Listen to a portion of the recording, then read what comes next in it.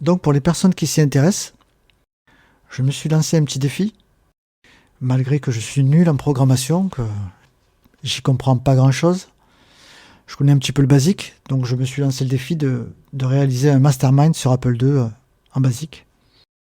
Donc on peut voir sur la première page que chaque numéro de 1 à 15 correspond à une couleur. Et donc on va donner une série de 4 couleurs, une série de 4 numéros donc, qui correspondent à des couleurs, pour essayer de trouver le code secret, ou le nombre secret qui correspond à ces couleurs cachées. Donc quand on va démarrer,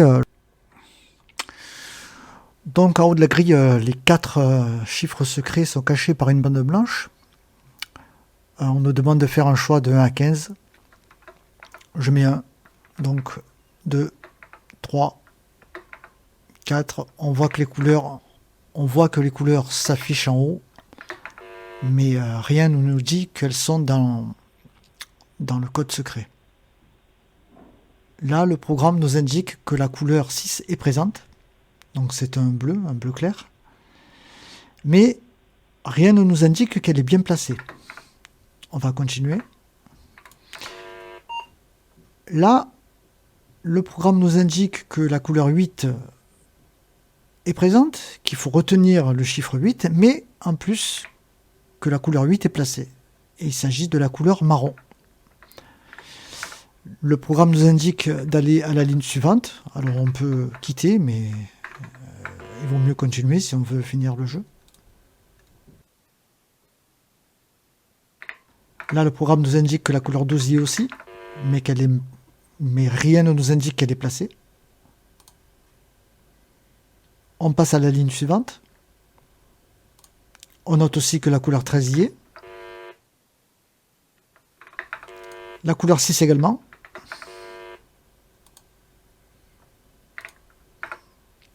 Et en fait, on a pratiquement tous les chiffres, toutes les couleurs déjà trouvées. Ce qu'il faut faire maintenant, c'est trouver le bon ordre pour les bonnes couleurs qu'on a trouvées.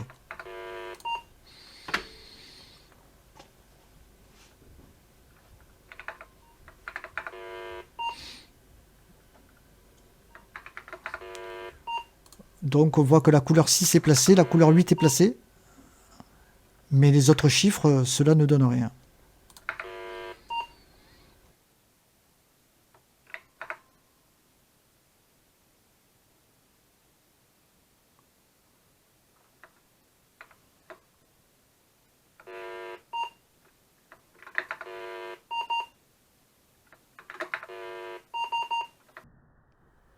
Et là donc vous avez vu le message qui est apparu, vous avez gagné, parce que j'ai réussi à trouver les 4 bonnes couleurs.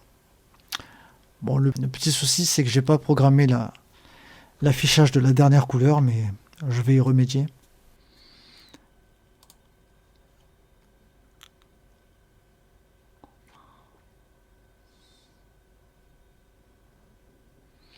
Que se passe-t-il si on perd? Ben, on va relancer le jeu. Et on va voir ce qui se passe quand on perd.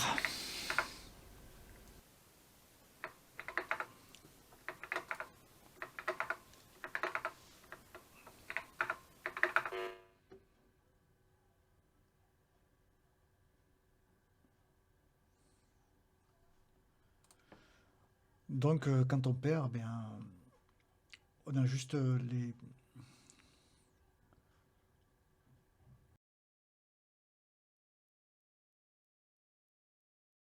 De quoi se compose le programme? Dans la première partie, on détaille d'abord la présentation du jeu, donc tout ce qui s'affiche à l'écran en présentation. Ensuite, on passe à un mode graphique basse résolution avec le GR26 et on trace un quadrillage. Donc le quadrillage qui défile.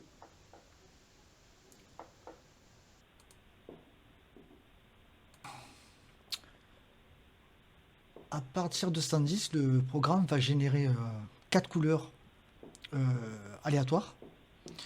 J'ai fait en sorte que ces 4 couleurs ne soient pas les mêmes, c'est-à-dire qu'il n'y ait pas de bleu ou deux rouges, enfin sur les quatre quoi. C'est que ce soit une couleur différente. J'ai regroupé l'ensemble des couleurs sous P1, P2, P3, P4, c'est-à-dire que chaque couleur a un patronyme. Et donc en 140, on voit que s'impriment les quatre couleurs, les quatre plots de couleurs à trouver.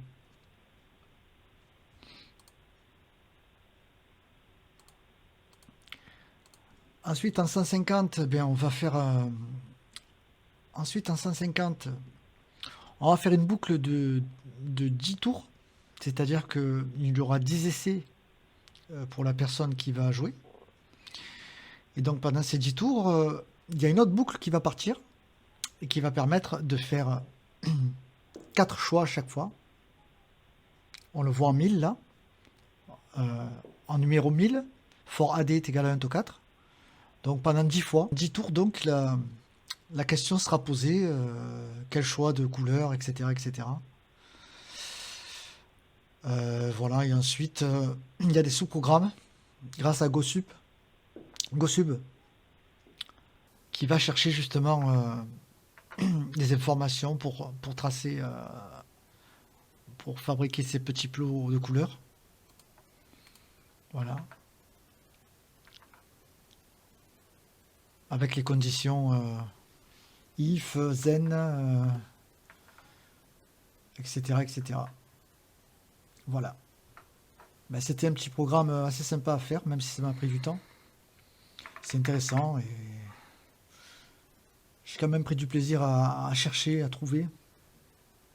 Voilà, le prochain défi, ce sera peut-être en mode graphique haute résolution. Je vais voir.